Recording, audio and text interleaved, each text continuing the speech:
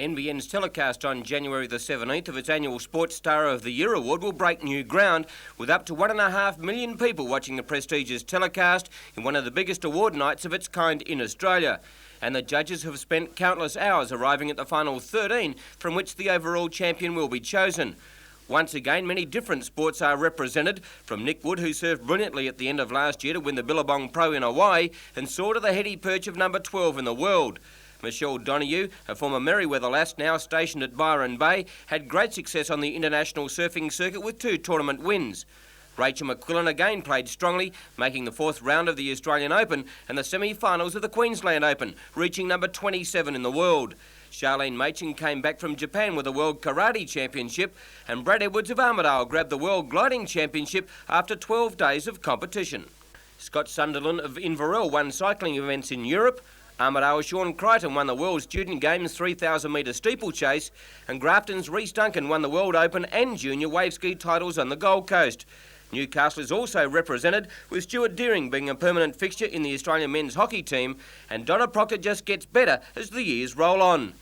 Rounding out the field is Chris Filer from Benora Point, who won the US Open Swimming Championship 100 metres, beating Matt Biondi. Justin Rousel, who won a bronze medal at the World Boxing Championships, and Dean Larson, a young golfer from Casino who has had great success in the United States. The NBN St George Sports Star of the Year will be named during a glittering telecast on January the 17th.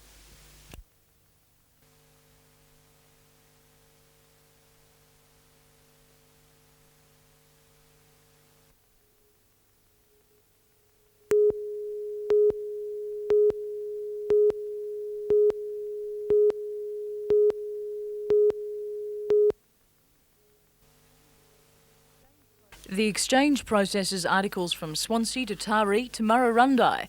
Every Christmas, the volume of mail through the exchange doubles. Just last night, staff broke the parcel processing record, sorting 7,000 in one shift, more than twice the usual number of parcels. Indeed, these people are capable of amazing feats, sorting a minimum of 1,680 letters per hour. But this will be the last year they have to cope with that type of demand. A new computerised exchange will open at Warrabrook next year. Broadmeadow will shut down, the end of the state's last labour-intensive exchange.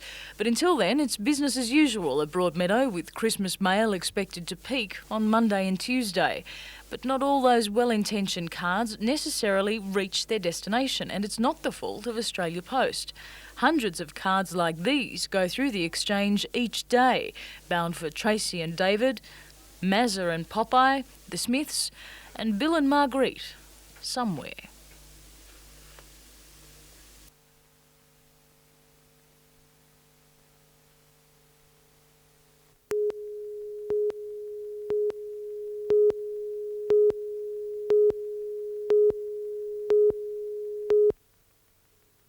It suggested that people of Newcastle want a coordinated, safe.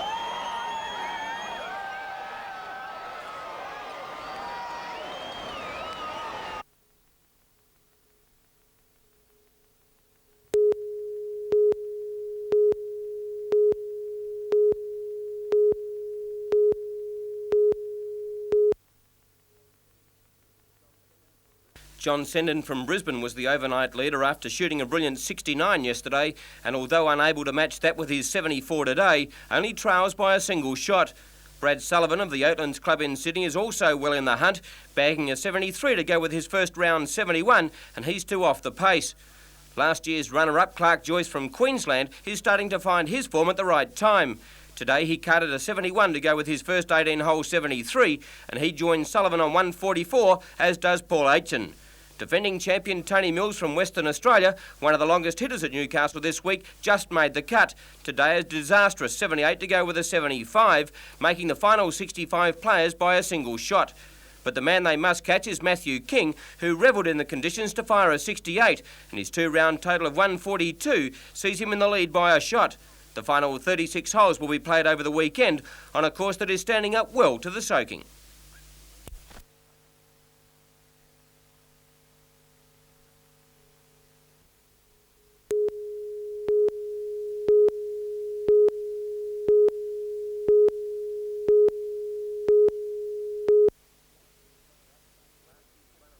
Last year's runner-up, Clark Joyce from Sanctuary Cove, made an early charge, and this shot on 11 set up a birdie opportunity. But as was to be the case so often in the final 9, Joyce just couldn't get one to drop. Either could Matthew King, this for bogey, and he quickly dropped out of contention. Joint overnight leader Glenn Lilly was 6 over today at one stage, but this unbelievable eagle saw Lilly back at 2 over for the championship. John Sendon was challenging, but he blew his chances with this bogey on 11, and a further bogey at 12 stifled any resistance from the Queenslander. Joyce was again giving himself every chance for birdies, and at even par was only 2 shots behind Sullivan.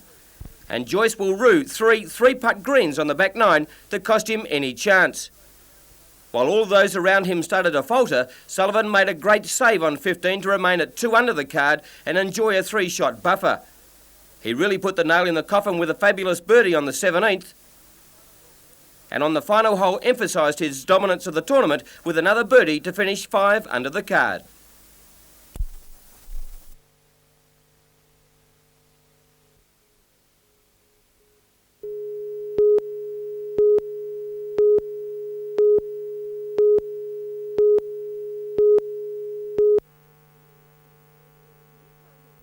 The Newcastle Herald will be retained by Tourang, along with Fairfax's other major publications, including the Sydney Morning Herald, the Australian Financial Review and the Sun Herald. General Manager of Newcastle Newspapers, Brian Nowak, welcomes the fact that a decision has been made. Oh, I think the future will be good in that we remain part of the Fairfax Group, and the Fairfax Group is a very, very good newspaper group of companies, and we can only benefit from being part of it. If the bid by Dr. Tony O'Reilly had have been successful, the Newcastle Herald may have been sold to Rural Press. O'Reilly would then have owned essentially all the newspapers in the Hunter Valley.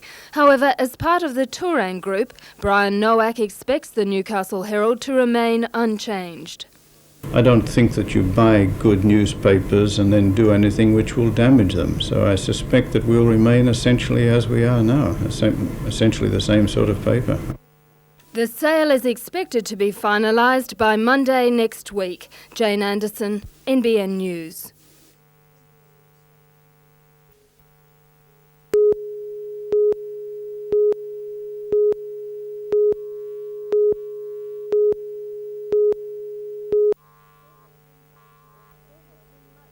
There has been much controversy over the need for more hospital beds in the Hunter. However, Health Administrator Dr. Smythe today said that by the year 2001, the health system will be able to meet the increased demand for services with less beds.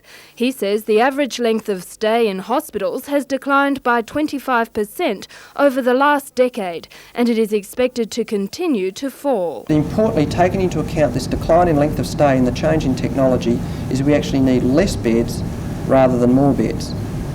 Dr. Smythe said it is not a matter of putting revolving doors in the hospital. He says that while improving the efficiency of the health system, quality must also be maintained. So we've got to make sure that we continue to expand our community health services, we continue to support our general practitioners, and we continue to drive home this message that for all of us in this room, ultimately the improvement in our health is in our own hands, particularly in these lifestyle-related factors.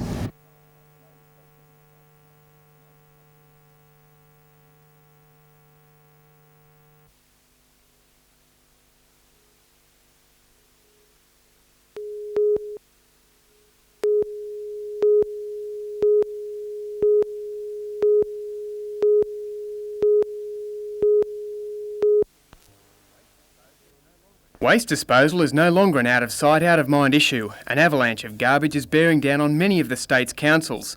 Sydney's overflowing rubbish may be railed to the Hunter, but this area has its own problems to come to grips with. Lake Macquarie's dumps are close to full. Alternative proposals for both Newcastle and Maitland tip sites are stalled by legal action and community opposition. Maitland's Mayor Graham Dunkley, the instigator of a garbage summit held at the University of Newcastle today, says councils are coping with short-term needs but should be looking at the bigger picture.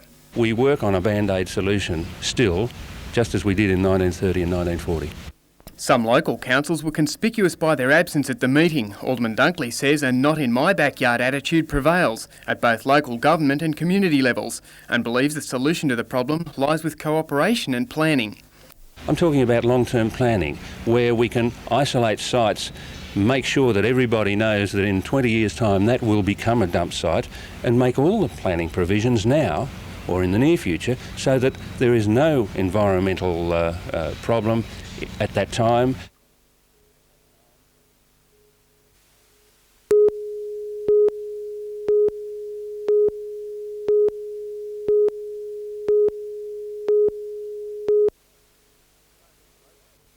Tony Roach was getting a workout from tomorrow's Stars in preparation for the tournament in 2 weeks.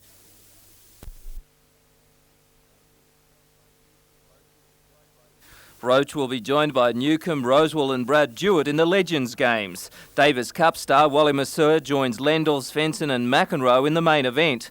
All players who are keen to fine-tune their skills for the Australian leg of the World Circuit. It's all as a build-up to the Australian Open. We have a rebound ace court here which is similar to the Australian Open, and don't forget most of these guys are coming from the winter. They need to get out here and get used to the heat and to get used to the court and also to get some match play. The tournament runs from Sunday the 29th of December through to Wednesday the 1st of January. NBN will be covering the final 2 days of action.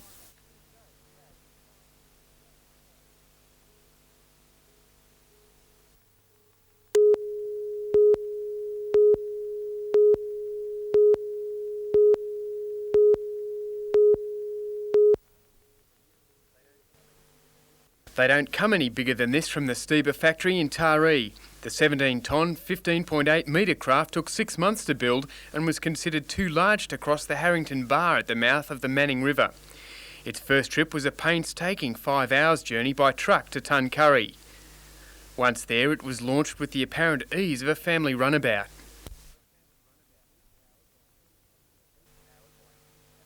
Powered by twin Caterpillar diesels, the cruiser turned heads at Foster, where it will undergo sea trials for the next 3 days. It will then steer for the more crowded waters of Sydney Harbour, where it will ferry diplomats and heads of state to functions such as the Australia Day celebrations and the Sydney to Hobart yacht race starts. The MSB has not announced the purchase price, but sister ships sell for about $1 million. Builder Alan Steba says the craft is designed for luxury and practicality. It's a 30-passenger vessel with a large galley with dual microwave ovens and 4 lots of hot plates and things to cater for 30-odd persons.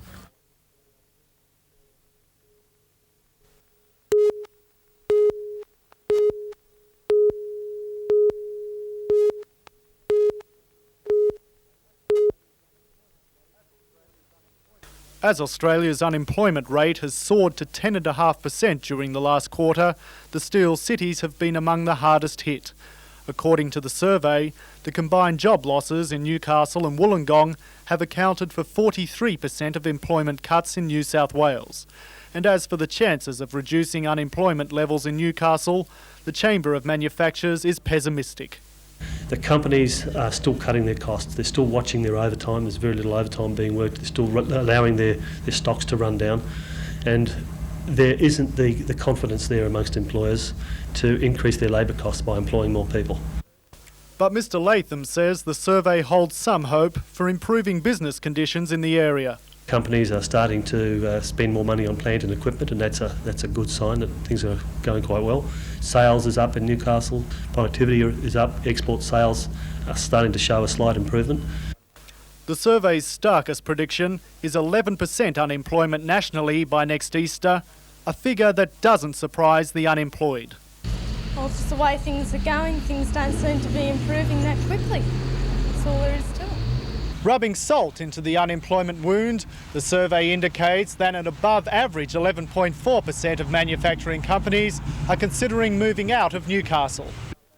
The Samaritans Foundation is continuing its fight against unemployment by writing to federal politicians and telling them to think less about leadership tussles and more about the jobless. Scott Bevan, NBN News.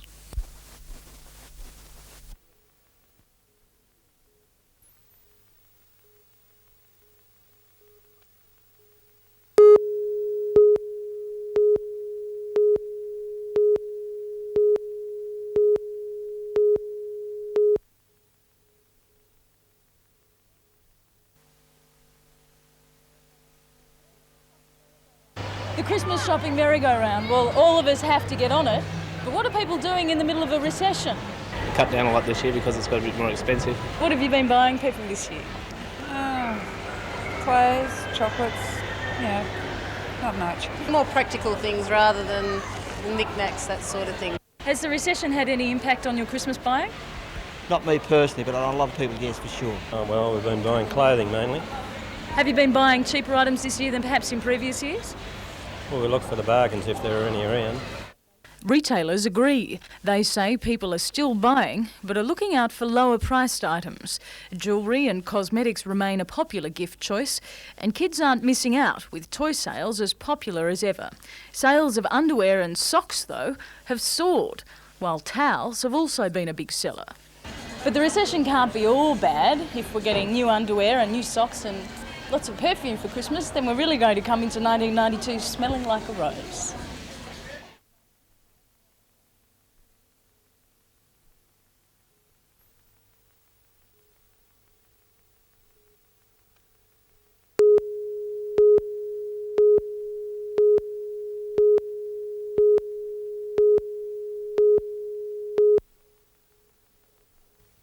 The report, commissioned by the hospital's General Manager Stephen Batts, has revealed an extra $8 million was spent on clinical equipment and computer hardware and software. The former boss of the Hunt Area Health Service, Dr. Owen James, says the expenditure was not reported to him or the board. How do I feel about it? I feel that there should have been greater information transfer between the commissioning group at John Hunter and those that were beginning to bring the hospital along and those who were responsible for that in the long run.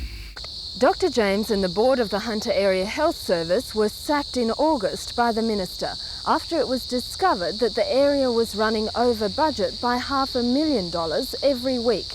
Dr. James now believes the management system in place at the John Hunter Hospital should be dismantled.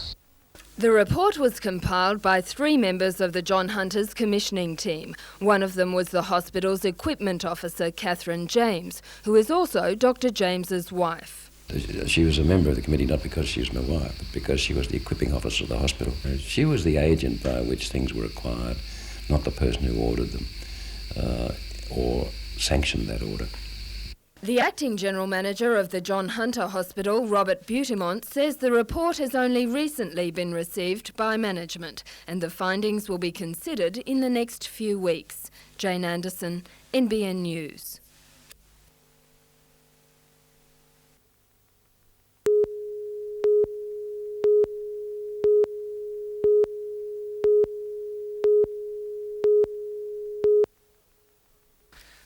Just in case the look of it didn't put you off, the signs certainly will. Wamberal and Avoca lagoons have been closed due to unsafe coliform counts, and that includes droppings from animals such as petrol, oils, a whole range of things, including septic tanks. The safe swimming level is 200 coliform organisms per 100 mils. The test topped 300. Heavy rains last week after 6 months of drought flushed the pollutants into the system. Gosford Mayor Rob Bell admits it couldn't have happened at a worse time, with thousands of tourists on the Central Coast for the Christmas break. Another storm could dilute the problem, otherwise bacteria in the lagoon should attack the coliform organisms within a week.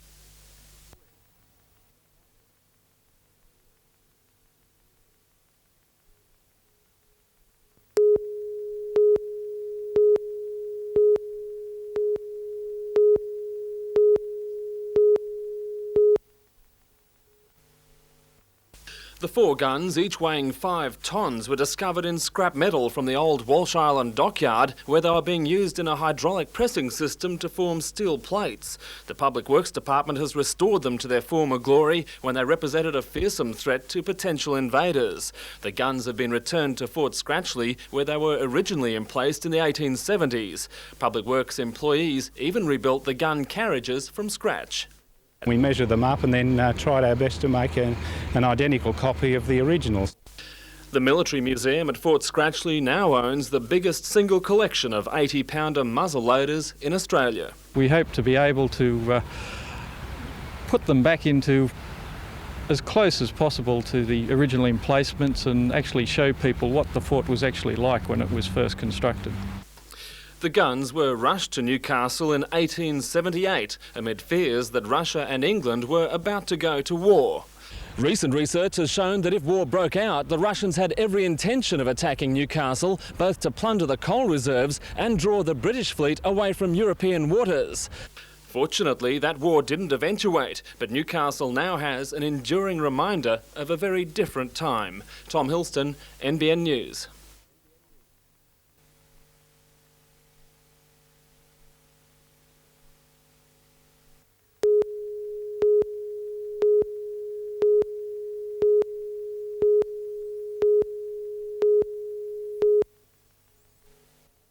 I asked for 5 years and I got 5 years, and I look back on what I've done with a sense of achievement, and I'm very proud to have been associated. The foundation chairman of the Newcastle Knights, Max Fox, moments after his unsuccessful attempt at retaining office, either as chairman or board member at the annual general meeting. 142 members cast their votes at the meeting, while 138 voted through the contentious proxy system for 5 vacant positions on the Knights board. Prior to the meeting, there had been a groundswell of support for a major change in the makeup of the board, with the man under most pressure, Max Fox. As it turned out, Fox's tenure as the chairman ended a year before he would have preferred. And although changes have been made, the 9-man board has a degree of familiarity about it, with 6 serving directors returned, including Michael Hill and John Duncan. And they are joined by the 4 Newcastle Rugby League appointees, David Turrell, David Brown, Alan Williams and Kevin Smith. 3 new faces will grace the round table: Phil Crockett, Mark Apthorpe and Graham Simpson. The board this year's done a good job, but we need to now pick up the cudgels and get in, try and get that debt down and build the club. I think they've done a great job, and it's just another stepping stone, and I believe that every so often it needs a change, and we'll try and do our best. I'm very pleased with the outcome, and I think that the Knights can only go further forward now with a great committee, and I'm looking forward to it. The new chairman will be named at a specially convened meeting of the elected board as soon as possible, and a leading candidate for the job is Charlestown solicitor Michael Hill. The $1.5 million debt of the Knights is a major priority. We need to investigate how we can get a licensed club, either by building one or becoming associated with a club of some strength that can help us, and that's really in the short to medium term, not the long term. On the field, of course, well, we've got to leave that to David Waite and his players. I believe that the board's role in that regard is just to provide a secure base for the players to operate from.